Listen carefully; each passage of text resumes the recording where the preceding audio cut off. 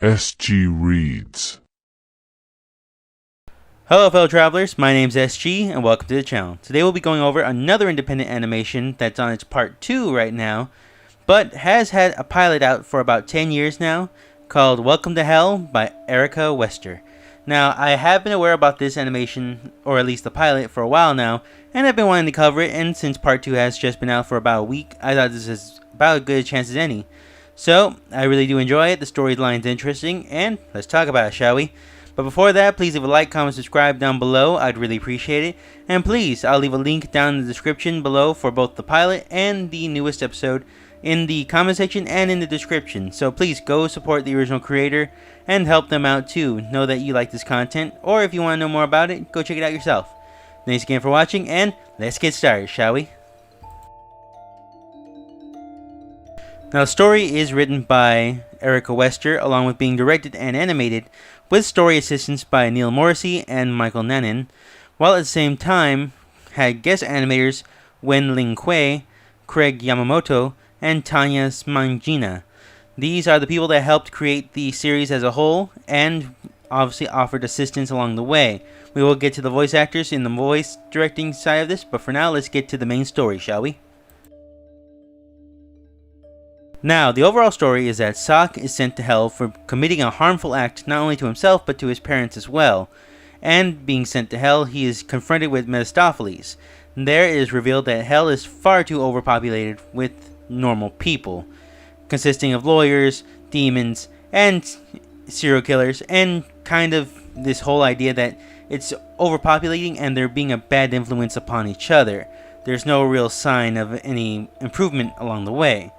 So, what he wants Sock to do is to go to Earth, recruit people that can be beneficial to the organization of Hell itself, and get them on the hellish side of things, as it would seem.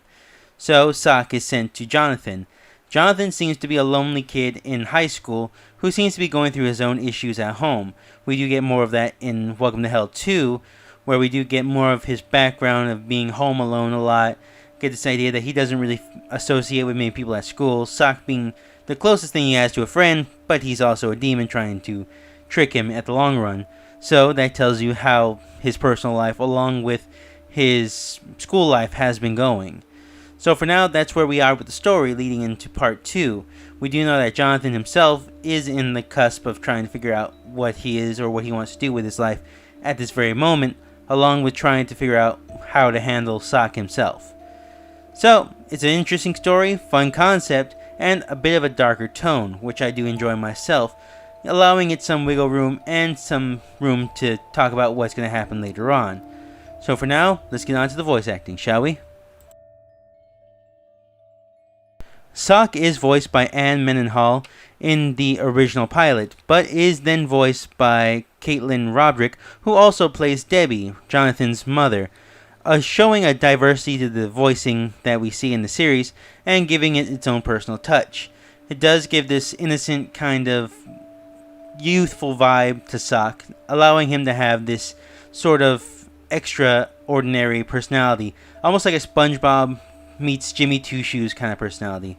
And Jonathan by Doug Hudson, who does offer this kind of more cynical, more depressed look at the teenage lifespan, what we could expect from a modern day cartoon, but does offer some realism while at the same time giving this idea that he is a little hopeful for the future. Does give this idea that there is variety in the character himself while being slightly open-minded, considering that he's being haunted by a spirit, but at the same time wanting to know him, wanting to get to be with him, and kind of gaining a friendship along the way. This really is hyphenated using the overall voice acting. Mephistopheles by Neil Morrissey does offer a lot to the character that we know. It does give this cryptic, salesman-like pitch, like a used car salesman kind of style, offering its own unique take on the Mephistopheles trope we get, and kind of giving us kind of what we would expect from a devil/trickster demon, if you will. So for the most part, the voice acting is very well done, and we do get this small thing at the very end with Shadow Jonathan, with Caitlin Whitfield, showing that there is another entity involved in this, because why would they be voicing Jonathan, or at least his shadow counterpart, at the very end?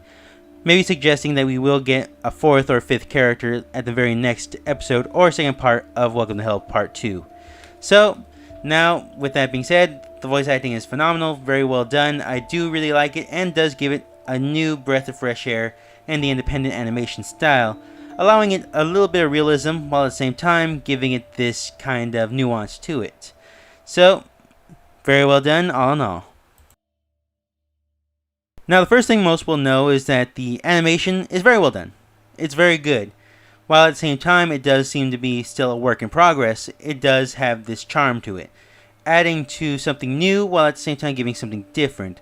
I do really enjoy this vibrant, colorful art style overall, and think it is need to be worked on as the series goes, but for right now it's very well done and very interesting. And judging from the other animations that have been on Erica Wester's YouTube channel, such as the South Park animation, I do think that it's in great hands and can be something very visually stunning along with something unique, because as we know, it takes a little effort, but I think at the end of the day, with all this, it's going to be a great series overall, when it reaches the next part 2, that is. The music and sounding really does work with, especially the pilot episode. It does give this idea of overlapsing time, so that's mainly what the music is meant for, and allowing us to kind of see that even though this is a very dark and macabre kind of tone that they're going with, it does have room to be a little sillier, a little more lighthearted, and adds to the characters' overall experiences, allowing them themselves to kind of be in the moment as well, showing these dark, cynical moments, going into more of a lighthearted understanding of one another's character. And so, while I don't have much to say about the sound and music, I will say that the sound that is there is very well placed, very expertly done, and does add to the overall story, pushing along character development and an understanding of the overall, I guess you could say, character standings and how they're slowly evolving, especially during the pilot episode.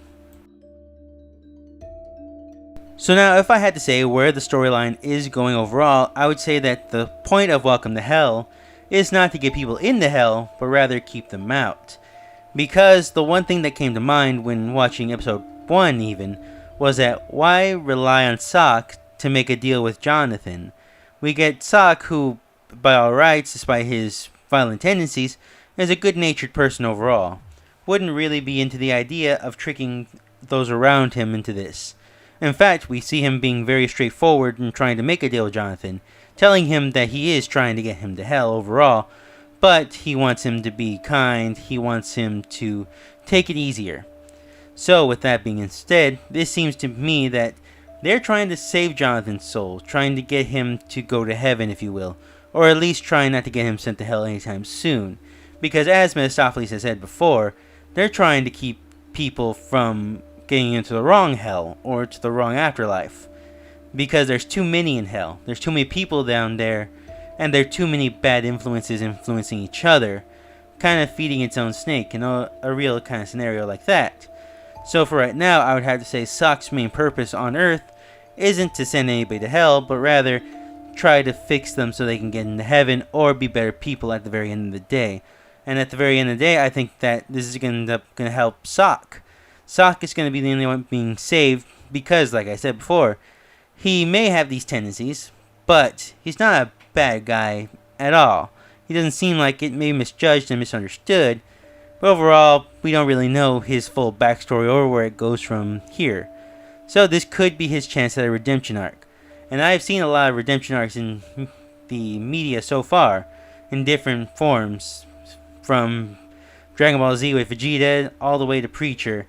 We do see that the redemption arc has a variety of ways to going about it. And with all that being said, thanks again for watching. I hope you guys enjoyed this video. I really do enjoy this series. I think it does have a lot of potential and possibilities to have something bigger down the storyline. It does need little touch-ups here and there, but nothing that can't be worked on later on. And I can't wait to see what happens in part 2. I do think it's very interesting, very fun. The characters are very likable overall. They do have a lot of personality. They do have a lot of wiggle room to be something bigger than themselves at this very moment. And I can't wait to see the transition from who they are now to who they will be in the future. So, as I say, if you enjoyed this content, please leave a like, comment, subscribe down below. If you want to check out the original source video, I'll leave a link to the original pilot along with part 2 down in the description and of course in the comment section, so please do go support the original creator. Thanks again for watching, and I hope to see you guys next time. See you later, and have a great one.